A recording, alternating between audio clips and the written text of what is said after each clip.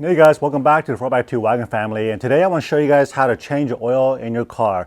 Now, oil changes are pretty much similar across all cars. They have an oil cap where you put the oil in, a drain plug to drain the oil out, and an oil filter. The last thing, they have an oil dipstick on most cars. So if you guys are on this channel, you probably are here because you want to do this yourself so you guys can save a ton of money in the long run, because as you guys know, as the inflation goes up, the cost of everything is going up. All right, so let's break down the cost of doing an oil change yourself. So keep in mind, this thing costs $120 at a dealership, or about 80 bucks, $89 at a Jiffy Lube. The last time I checked was a couple years ago.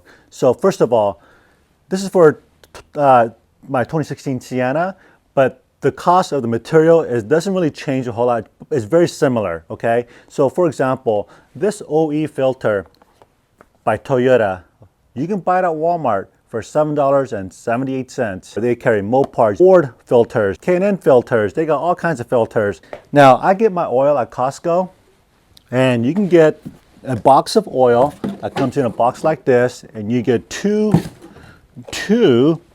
5 quarts for $38 at Costco. If you buy this at an auto parts place, these things run around $36 to $40 for just for 5 quarts. And if you got a V6 engine or even a 4-cylinder, they all take just a little bit more than the size. So for example, V6, it takes just over 6 quarts of oil. So you're gonna have a little bit left over.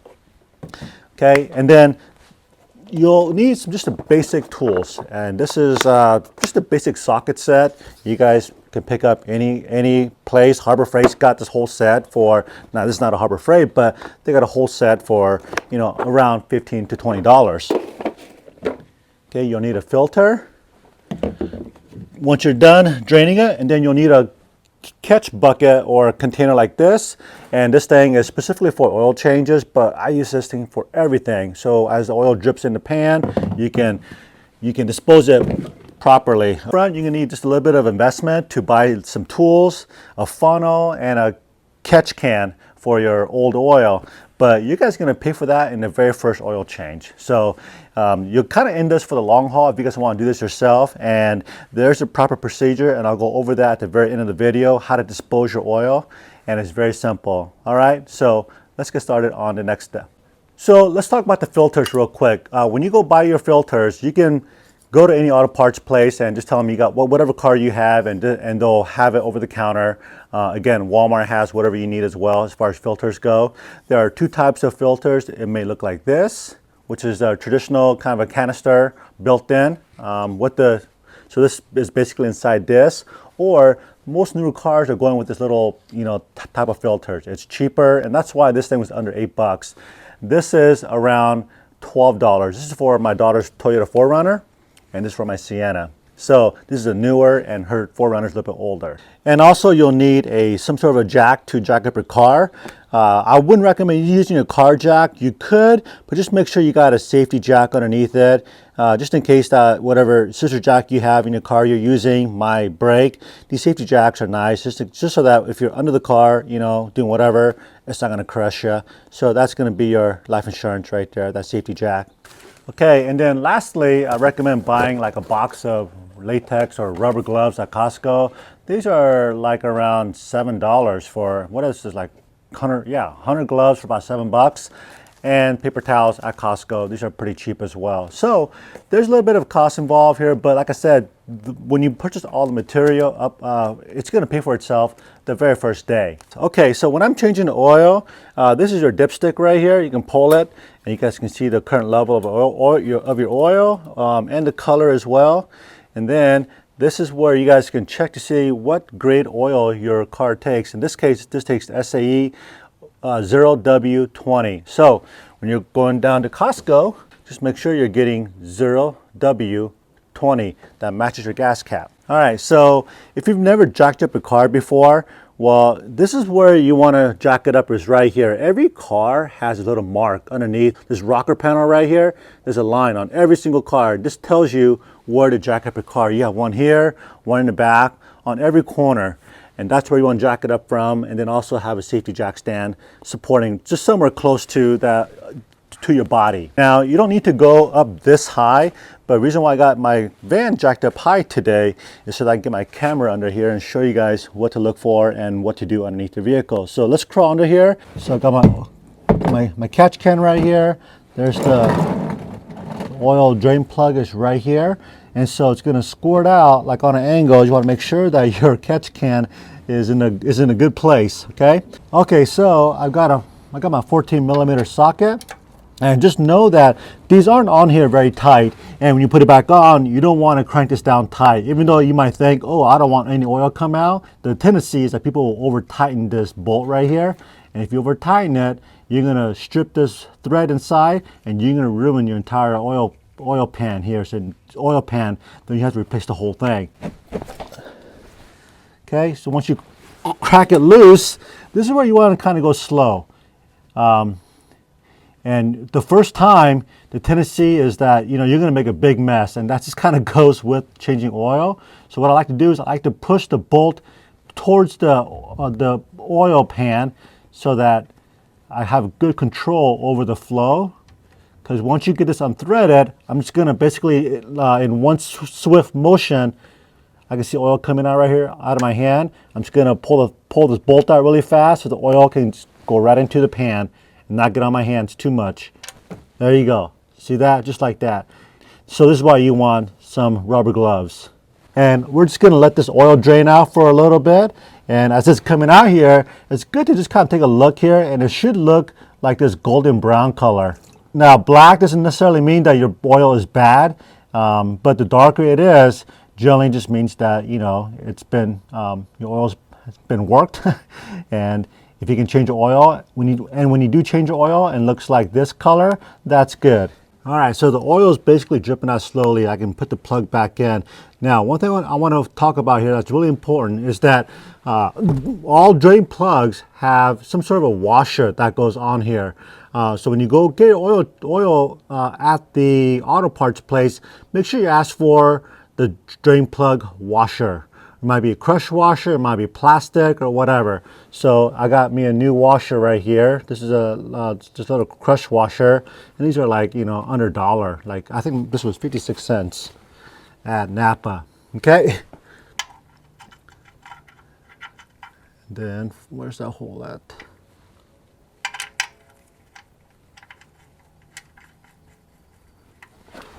And I like to just hand tighten your nut back on, or your bolt. Okay, and take your wrench and you want to tighten this thing up.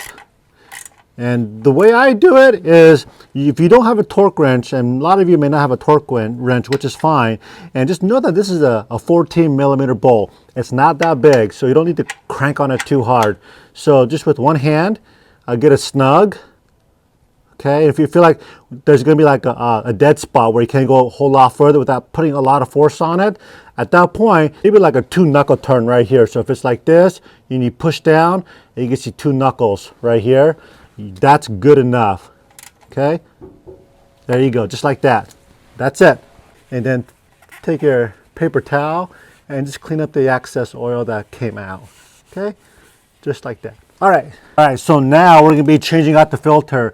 So your car may have a filter like this underneath your car, or something like this, or you might have something like this. And this is more common now in the modern cars.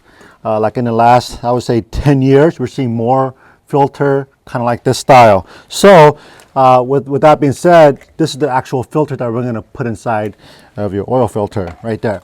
Okay, so first thing we got to do is drain the oil out of the housing here, because this filter is filled with oil. And then what this little plastic doohickey does is helps you drain the oil out of there first, or it'll get much of the oil out as possible, so when you take the actual filter out, it's not going to make a huge mess. Take your ratchet here, and let me grab an extension. And this is just a 3/8 extension end right here. Okay.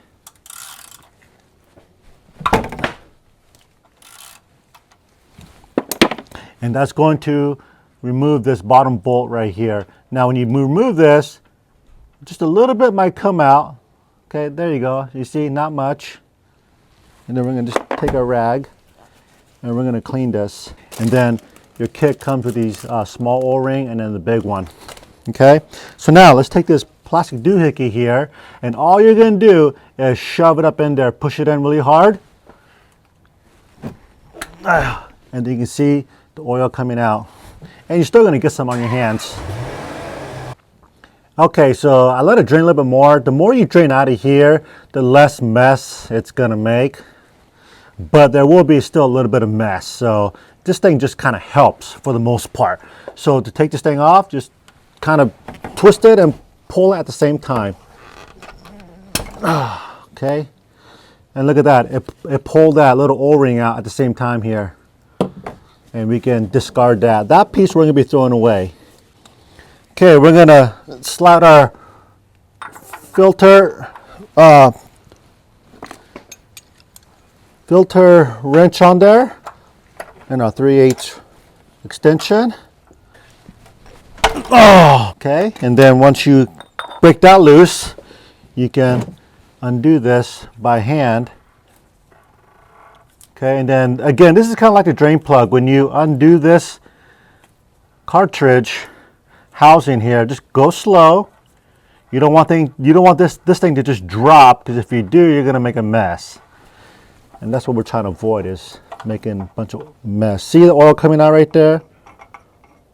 So, and then just tip it upside down into the canister. Get a fresh rag and just clean inside the filter housing. Okay, so this is the filter housing. Let me clean this up a little bit. Just trying to minimize mess. Okay, and there's the paper cartridge. Oh, and just kind of carefully pull it out of here, and then take a paper towel, go inside here, inside the cartridge, the housing, and just try to get all the old oil out as much as you can. Okay, so this is where the small O-ring is going to go.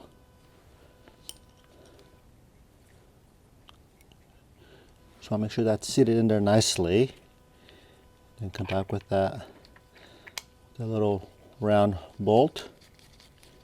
And just a hand tie right now is fine. And then the other O-ring is right here. If you don't have a little pick like this, you can use like a screwdriver and just get that guy off. And just remember where that O-ring is going to go.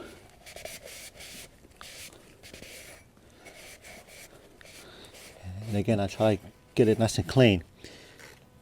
Okay, and then your new O-ring. Now, some people say to put some oil around the O-ring to help better seal. I used to do that, but I have a different theory on that. And if you want me to talk to you guys more about my theory, I'll do that in another video. But I just put this in there just like that, nice and clean and dry. Okay. And then use your ratchet to tighten up the bottom washer, and just like that, hand tie is all you need. And now we're ready to put the filter in. And with this guy, there's no up or down. There's no wrong way to insert this. Just slide it in, just like that. And then just quickly push down, test the spring, make sure that spring is working. Okay. And that's all there's to it. Simple as that. And then what I like to do here is turn it kind of clockwise until you hear the little click. But that way you don't accidentally cross thread this guy here. And then this thing does not need to be super tight either, like I had it.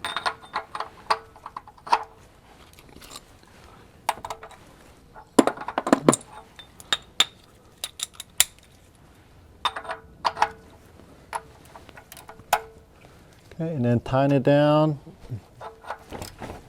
Again, just snug, really snug, and then stop. Come back down here on this little, the smaller screw here, and then just get it kind of snug, just like that. That's all there's to it. All right, so now the fun part begins. We're gonna put oil in the engine.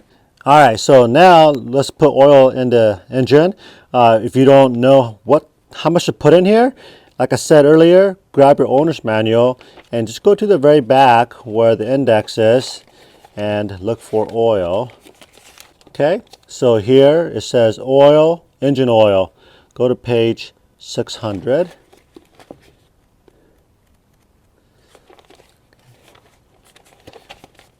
And then right here under oil, let's see, lubrication system, it takes without the filter 6 quarts exactly, with filter 6.4 quarts. So we changed that, we drained the oil out of the filter, so now we're going to put in 6.4 quarts of engine oil.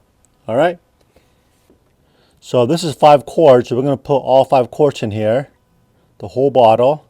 And you want to kind of pour slowly, especially for my rig,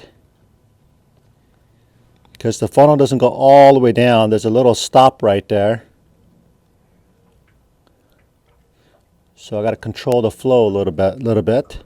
Pretty much every single oil container has a clear side on the bottle, so you know exactly how much you're putting in. So I just need to make sure that when I put 6.4 quarts in, just kind of look right here, and I'm going to basically put in, so there's one right there, that's about 1 quart, and then just above this bottom line right there will give me that 6.4 quarts. One thing you don't want to do is put too much oil in here. It's better to be a little bit light than too heavy. So that's 1 quart. And this is about 0.4. There we go. If you put too much oil in your engine, then your oil is going to cavitate. What that means is that as your engine is running, it's going to create this like a frothy, bubbly effect. If you guys ever been on a boat before, if you look behind the motor in the water, you see that water bubbling. That's basically what your engine oil is doing if you put too much oil in your engine. Okay. Put that on kind of snug. So I'm going to dump the oil in here, and just keep in mind that there is a clear indicator on the bottle, so that I know when it's getting full. And once you get your funnel cleaned up, you can put this aside so you guys can have this for your next oil change. All right, guys, I hope you guys enjoyed the video today. If you have any thoughts or questions, leave it down below and we'll get back to you. And I will leave links to all the tools that we used today down below. So thanks for watching. Have a wonderful day and God bless.